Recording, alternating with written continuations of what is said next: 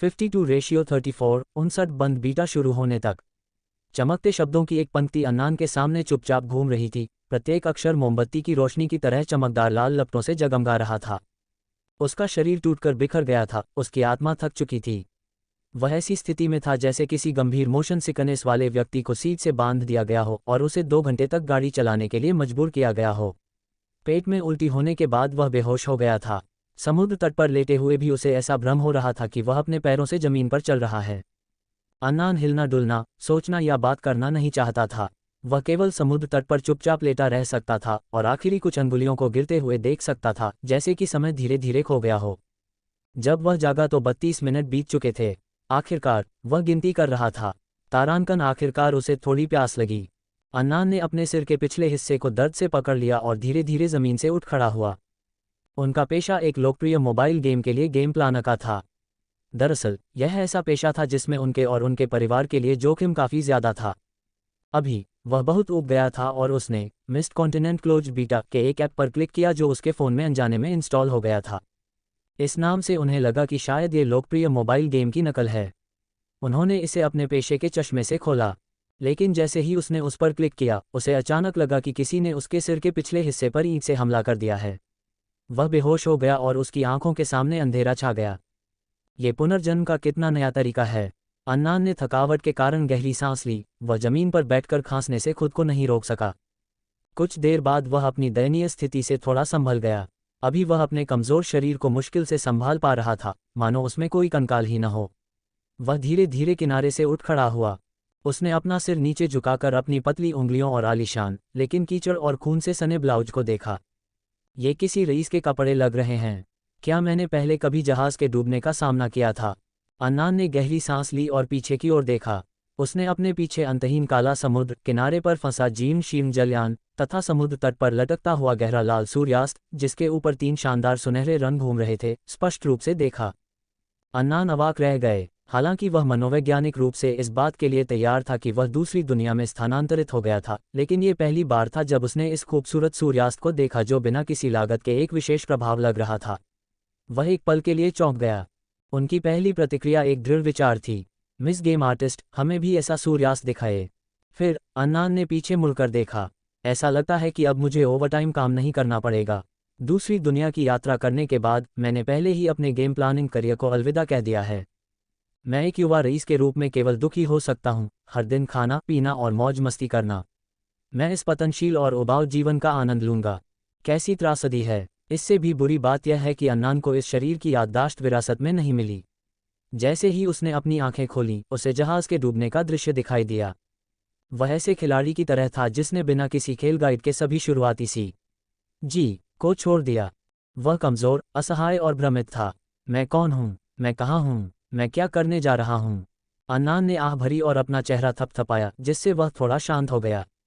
उसे कुछ अस्पष्ट सा महसूस हुआ। यद्यपि वह कोई सामान्य व्यक्ति नहीं था, फिर भी कोई दुखद घटना घट जाने के बाद वह घबराया क्यों नहीं? न तो डर और न ही घबराहट। अन्नान के दिल में कोई नकारात्मक भावना नहीं थी।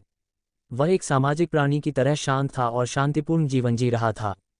यह अभी भी उस मानसिक स्थिति से अलग था जो एक सामाजिक प्राणी में होनी चाहिए, नहीं ये किसी ऐसे व्यक्ति की भावना होनी चाहिए जो किसी नई दुनिया में स्थानांतरित हो गया हो। कहने की ज़रूरत नहीं है कि इस विशेष प्रभाव वाले सूर्य ने इस बात का संकेत दिया कि दुनिया एक अराजक दुनिया थी। इस मामले में मुझे घबरा जाना चाहिए और घबरा जाना चाहिए, या ऐसा ही होना चाहिए। वो उद्धरण चिन्ह। जिस क्षण अन्नान को यह एहसास हुआ, उसे अचानक ऐसा लगा जैसे उसके सिर के पिछले हिस्से पर जोरदार चोट लगी हो। एक पल के लिए वह अचंभित रह गया और सभी दिशाओं से बड़ी मात्रा में डेटा उमड़ने लगा और अंत में एक विशेषता विंडो बन गई।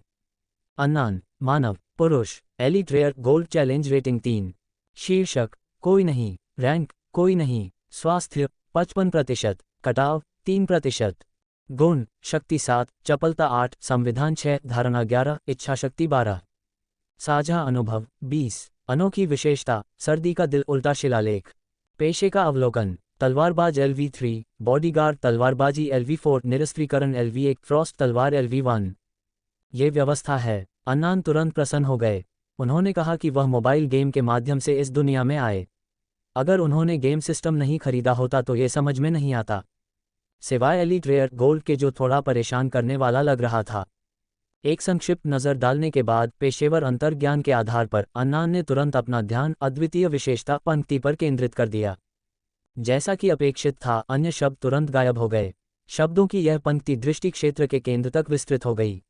नीचे विस्तृत विवरण दिया गया है। हॉट ऑफ विंटर, स्वर्ण, प्रतिभा।